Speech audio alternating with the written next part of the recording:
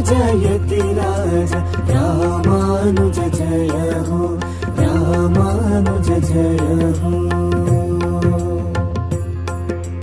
यतिराज यतिराज यतिराज जय हो यतिराज यतिराज रामानुज जय हो रामानुज जय हो।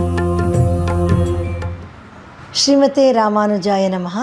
ಹರೇ ಶ್ರೀನಿವಾಸ. ಯತಿರಾಜ ಭಕ್ತಿವಾಹಿನಿಯ ಎಲ್ಲ ವೀಕ್ಷಕರಿಗೂ ಸುಸ್ವಾಗತ.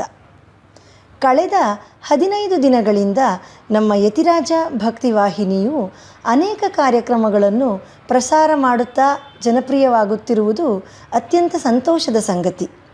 ಇದರಲ್ಲಿ ಇನ್ನೂ ಉಪಯುಕ್ತ ಮಾಹಿತಿಗಳನ್ನು ಒಳಗೊಂಡ ಅನೇಕ ಕಾರ್ಯಕ್ರಮಗಳನ್ನು ಪರಿಚಯಿಸುವುದು ನಮ್ಮ ಪರಮಪೂಜ್ಯ ಶ್ರೀ ಶ್ರೀ ಜಿ ಎಸ್ ಸ್ವಾಮಿಯವರ ಆಶಯ. ಅವರ ದಿವ್ಯ ಸಂಕಲ್ಪದಂತೆ ಇನ್ನು ಮುಂದೆ ಪ್ರತಿ ವಾರವೂ ವಾರದ ವಿಶೇಷ ವ್ಯಕ್ತಿ ಎಂಬ ನೂತನ ಕಾರ್ಯಕ್ರಮವು ನಡೆಯಲಿದೆ. ನಮ್ಮ ಸಮಾಜದಲ್ಲಿ ವಿವಿಧ ಕ್ಷೇತ್ರಗಳಲ್ಲಿ ಸದ್ದಿಲ್ಲದೆ ಸೇವೆ ಮಾಡುತ್ತಿರುವ ಅನೇಕ ಮಹನೀಯರು ಇದ್ದಾರೆ.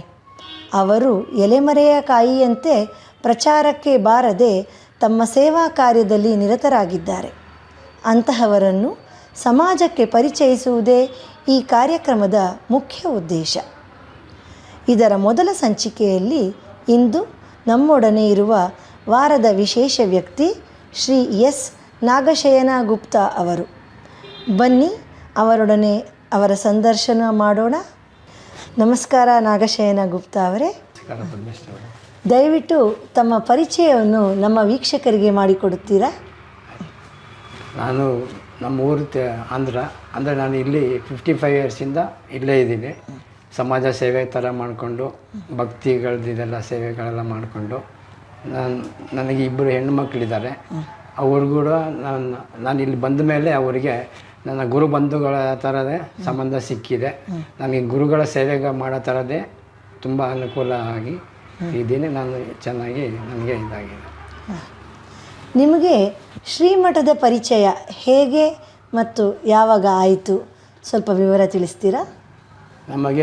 ನಾನು ಸುಮಾರು ಒಂದು 10 ವರ್ಷಗಳ ಹಿಂದೆಯಿಂದ ದಿನಾಗಲೂ ಬಂದು ನಮಸ್ಕಾರ ಮಾಡ್ತಾಯಿದ್ದೆ ಮಠದ ಹತ್ರ. ಆವಾಗ ನನಗೆ ವಾಚ್ಮೆನ್ ಅವರು ನಾಗರಾಜ್ ಅಂತ ಕರೆದು ಪ್ರಸಾದ ಕೊಡ್ತಾಯಿದ್ರು. ಆವಾಗಲಿಂದ ನಾನು ಒಳಗಡೆ ಬಂದೆ. ಆಗ ಸ್ವಾಮಿಗಳ ಆಶೀರ್ವಾದ ತಗೊಂಡು ಆವಾಗಲಿಂದ ನನಗೆ ತುಂಬ ಇಷ್ಟ ಆಯಿತು. ನನಗೆ ಇಲ್ಲಿ ಬರೋದಕ್ಕೆ ನನಗೆ ತುಂಬ ಅನುಕೂಲ ಥರನೂ ಆಯಿತು. ಆವಾಗಲಿಂದ ಅದಕ್ಕೆ ಇಲ್ಲಿ ಬಂದು ಸ್ವಾಮಿಗಳ ಸೇವೆ ಮಾಡೋದಕ್ಕೆ ಎಲ್ಲದಕ್ಕೂ ನಾನು ಮುಂದುವರಿಸ್ತಾ ಬಂದೆ. ನಮ್ಮ ಶ್ರೀಮಠದಲ್ಲಿ ನಡೆಯೋ ಎಷ್ಟೋ ಕಾರ್ಯಕ್ರಮಗಳಲ್ಲಿ ನಿಮಗೆ ಯಾವುದು ಬಹಳ ಇಷ್ಟವಾದುದು? ಸಂಗೀತ ಕಾರ್ಯಕ್ರಮ, ಬೇರೆ ಬೇರೆ ಪ್ರತಿಯೊಂದು ಕಾರ್ಯಕ್ರಮಗಳು ನಡೀತಾ ಇರುತ್ತೆ. ಇಲ್ಲಿ ಸನ್ನಿಧಿಯಲ್ಲಿ, ಆ ಕಡೆ ಸಂಸ್ಕೃತಿ ಭವನದಲ್ಲಿ ಎಲ್ಲ ಕಡೆ ನಡೀತಾ ಇರುತ್ತೆ. ಅಲ್ಲಿ ಮತ್ತೆ ದಿನಾಗಲೂ ಇಲ್ಲಿ ನಡೆಯುವ ಸೇವೆಗಳಲ್ಲಿ ಪ್ರಸಾದಗಳನ್ನು ಉಳಿದಿದ್ದನ್ನು ಮತ್ತೆ ಎಲ್ಲರೂ ಸ್ವೀಕರಣೆ ಮಾಡ್ತಾರೆ. ಮಧ್ಯಾಹ್ನ ಬಂದು ಒಂದು 400-500 ಜನ ಬಿಸಿ ಪ್ರಸಾದ ತಗೊಳ್ತಾರೆ. ಮತ್ತೆ ಎಷ್ಟೋ ಜನ ಆಫೀಸರ್ಸು, ತುಂಬ ಬೇರೆ ಹೆಣ್ಮಕ್ಳು ಎಲ್ಲರೂ ಹೋಗಿ ಬರೋರೆಲ್ಲನೂ ಇಲ್ಲಿ ಪ್ರಸಾದ ನೋಡಿ ತುಂಬ ಸಂತೋಷವಾಗಿ ಚೆನ್ನಾಗಿರುತ್ತೆ ಅಂತೇಳಿ ಸ್ವೀಕರಣೆ ಮಾಡ್ತಾರೆ. ನಾವು ಯಾರು ಬಂದ್ರೂ ಪ್ರಸಾದ ಇಲ್ಲ ಅನ್ನೋದಿಲ್ಲ. ರಾತ್ರಿಯವರೆಗೂ ಎಲ್ಲರಿಗೂ ತಮ್ಮ ಹಸಿವು ನೀಗೋ ಥರ ಸಂತೋಷವಾಗಿ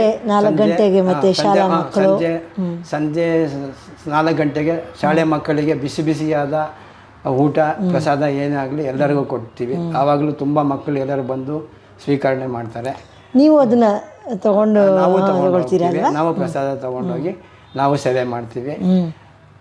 ನನಗೆ ಪ್ರತಿದಿನ ಶ್ರೀಮಠದಲ್ಲಿ ಬೆಳಗ್ಗೆಯಿಂದ ರಾತ್ರಿಯವರೆಗೂ ಎಲ್ಲ ಸೇವೆಗಳು ತುಂಬ ಜನರಿಗೆ ಅನುಕೂಲವಾಗುವ ಮತ್ತು ಜನರಿಗೆ ಅಭಿವೃದ್ಧಿಯಾಗುವ ಸೇವೆಗಳೇ ಮಾಡುತ್ತಾ ಇರ್ತಾರೆ.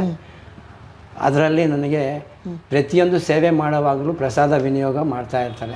ಆ ಪ್ರಸಾದ ವಿನಿಯೋಗ ಎಲ್ಲರೂ ರಾಮಾನುಜರ ಪ್ರಸಾದ ಸ್ವೀಕರಿಸ್ತಾ ಇರ್ತಾರೆ. ತುಂಬ ಸಂತೋಷದಿಂದ ಸ್ವೀಕರಿಸಿ ತಮ್ಮ ಜೀವನವನ್ನು ಮುಂದುವರ್ಸೋಕ್ಕೆ ಇದು ಮಾಡ್ತಾ ಇರ್ತಾರೆ. ಅದಕ್ಕೆ ತುಂಬ ಇಷ್ಟ ನನಗೆ. ನೀವು ಪ್ರತಿದಿನ ಶ್ರೀಮಠಕ್ಕೆ ರಾತ್ರಿ ಬಂದು ಇಲ್ಲಿಂದ ತಗೊಂಡು ಹೋಗುವ ಪ್ರಸಾದವನ್ನು ಹೇಗೆ ವಿತರಿಸ್ತೀರಾ? ನಾನು ದಿನಾಗಲೂ ರಾತ್ರಿ ಬಂದು ಪ್ರಸಾದ ತಗೊಂಡು ಹೋಗುವುದನ್ನು ಸುಮಾರು ಜನ ಮಠದ ಹತ್ರನೇ ಬಂದು ನಿಂತ್ಕೊಳ್ತಾರೆ. ಅವರ ಹೊಟ್ಟೆ ಹಸಿವಿಗೋಸ್ಕರ ನಿಂತಿರ್ತಾರೆ. ಅವರಿಗೆಲ್ಲ ಕೊಟ್ಟು ಪ್ರಸಾದವನ್ನು ಮತ್ತು ಅಲ್ಲಿ ಇಲ್ಲಿ ಮಲಗಿರ್ತಾ ಇದ್ರು ಅವರಿಗೆಲ್ಲ ಪ್ರಸಾದ ಕೇಳಿ ಕೊಡ್ತಾ ಇದ್ವಿ. ಮತ್ತು ಮಲ್ಲೇಶ್ವರಂ ರೈಲ್ವೆ ಸ್ಟೇಷನ್ ಹತ್ರ ತೊಗೊಂಡೋಗಿ ಅಲ್ಲಿ ಕೊಡ್ತೀವಿ. ಕೊನೆಗೆ ಸ್ವಲ್ಪ ಉಳಿದಾದ್ರೂ ಹಸುಗಳಿಗೆಲ್ಲ ಗೋಗಳಿಗೆಲ್ಲ ಕೊಟ್ಟು ತಮ್ಮ ಪ್ರಸಾದವನ್ನು ಒಂದು ಚೂರು ಯಾವುದನ್ನು ವೇಸ್ಟ್ ಆಗದೆ ತೊಂದರೆ ಆಗದೆ ಸ್ವಾಮಿಗಳ ಪ್ರಸಾದ ಸ್ವೀಕರಿಸಿ ಎಲ್ಲರಿಗೂ ಸಂತೋಷವಾಗುವ ಮಾಡ್ತಾ ಇದ್ವಿ. ನಾವು ದಿನ ಬೆಳಗ್ಗೆ ರಾತ್ರಿವರೆಗೂ 10 ಗಂಟೆ ಆದ್ರೂ ಕರೆದು ಯಾರಿಗೂ ಇಲ್ಲ ಅಂತ ಹೇಳೋದಿಲ್ಲ. ಆ ಪ್ರಸಾದ ಸ್ವೀಕರಿಸಿ ಅವರು ತಮ್ಮ ಹಸುವನ್ನು ನೀಗಿಸಿ ಕೊಡ್ತೀವಿ. ತುಂಬ ಸಂತೋಷವಾಗಿ ಆ ಪ್ರಸಾದವನ್ನು ಸ್ವೀಕರಿಸಿ ರಾಮಾನುಜರ ಸ್ಮರಣೆಯಲ್ಲೇ ಇರುತ್ತಾರೆ. ನೀವು ಇಲ್ಲಿಂದ ತೆಗೆದುಕೊಂಡು ಹೋಗೋ ಪ್ರಸಾದವನ್ನು ಸ್ವೀಕರಿಸೋರು ಇದ್ರ ಬಗ್ಗೆ ಹೇಗೆ ಪ್ರತಿಕ್ರಿಯಿಸ್ತಾರೆ? ಆ ಪ್ರಸಾದ ತುಂಬ ಹಸುವಾಗಿ ಸ್ವೀಕರಿಸ್ತಾ ಇರಬೇಕಾದ್ರೆ ಅವರು ಶ್ರೀಮತಿ ರಾಮಾನುಜಾಯಮಾನ ನಮಗೆ ನಮಗೆ ತುಂಬ ಒಳ್ಳೆಯದಾಗಿದೆ, ನಮ್ಮ ಹೊಟ್ಟೆ ಇದನ್ನು ಹಸುವನ್ನು ನೀಗಿಸಿ ನಮ್ಮನ್ನ ತುಂಬ ಚೆನ್ನಾಗಿ ಇದು ಮಾಡ್ತಾರೆ ಅಂತ ಎಲ್ಲರೂ ಅವರು ರಾಮಾನುಜನ ಯಾವಾಗಲೂ ಸ್ಮರಣೆ ಮಾಡೋ ಥರ ಅವರು ಮಾಡಿಕೊಂಡು ಅದಕ್ಕೋಸ್ಕರ ತುಂಬ ಸಂತೋಷ ಬೀಳ್ತಾರೆ. ನಾವು ಯಾವ ಥರ ಇದ್ವಿ ನಮ್ಗೆ ಈ ಥರ ಅನುಕೂಲ ಮಾಡ್ತಾ ಇದೆ ಅಂತ ತುಂಬ ಸಂತೋಷ ಬೀಳ್ತಾರೆ ಎಲ್ಲರೂ. ಇದಲ್ಲದೆ ನಿಮ್ಮ ಅನಿಸಿಕೆ ಏನಾದರೂ ಇದೆಯಾ? ಅದನ್ನು ದಯವಿಟ್ಟು ಹಂಚ್ಕೊಳ್ತೀರಾ? ನಾನು ಇಲ್ಲಿ ಸುಮಾರು ವರ್ಷಗಳಿಂದ ಬರ್ತಾ ಇದ್ದೀನಿ. ಪ್ರತಿಯೊಂದು ಸೇವೆಯಲ್ಲೂ ತುಂಬ ಚೆನ್ನಾಗಿ ಮಾಡ್ತಾ ಇದ್ದಾರೆ. ಮತ್ತು ನಮ್ಮ GR ಸ್ವಾಮಿಯವರು ನಾನು ಅನ್ನೋದನ್ನು ಯಾವುದು ಅವರು ಇಟ್ಕೊಳ್ಳದೆ ಶ್ರೀ ರಾಮಾನುಜರ ಸೇವೆ ಅಂತಲೇ ಮುಂದುವರಿಸ್ತಾರೆ. ಪ್ರತಿಯೊಂದು ಕಾರ್ಯವು ತುಂಬ ಸದ್ಗುಣವಾಗಿ ತುಂಬ ಎಲ್ಲರಿಗೂ ಪ್ರಯೋಜನವಾಗಿ ಅಭಿವೃದ್ಧಿಯಾಗುವ ಥರ ನಡೆಯುತ್ತೆ. ಮತ್ತು ನಮ್ಮ GR ಸ್ವಾಮಿಯವರು 8 ಕಡೆ ರಾಮಾನುಜರವರ ವಿಗ್ರಹವನ್ನು ಶಿಲಾಸ್ಥಾಪನೆ ಮಾಡಿದ್ದಾರೆ. ಎಲ್ಲರಿಗೂ ಎಲ್ಲ ಕಡೆಯೂ ಅವರಿಗೆ ಅನುಕೂಲವಾಗುವ ಹಾಗೆ ರಾಮಾನುಜರ ಸ್ಮರಣೆ ಮಾಡಿ ತಮ್ಮ ಜೀವನವನ್ನು ಸಂತೋಷಗೊಳಿಸುವ ಹಾಗೆ ಮಾಡಿದ್ದಾರೆ. ಮತ್ತು ನಾವು ಯಾರನ್ನಾದರೂ ಏನಾದರೂ ಕೇಳೋಕ್ಕೆ ಹೋದರೆ ಫಸ್ಟು ನಮಗೆ ದೇವರು ಹೊಟ್ಟೆ ಬಟ್ಟೆಗೆ ಚೆನ್ನಾಗಿಟ್ಟಿದ್ದಾರೆ ಅಂತಾರೆ ಶ್ರೀ GR ಸ್ವಾಮಿಯವರು.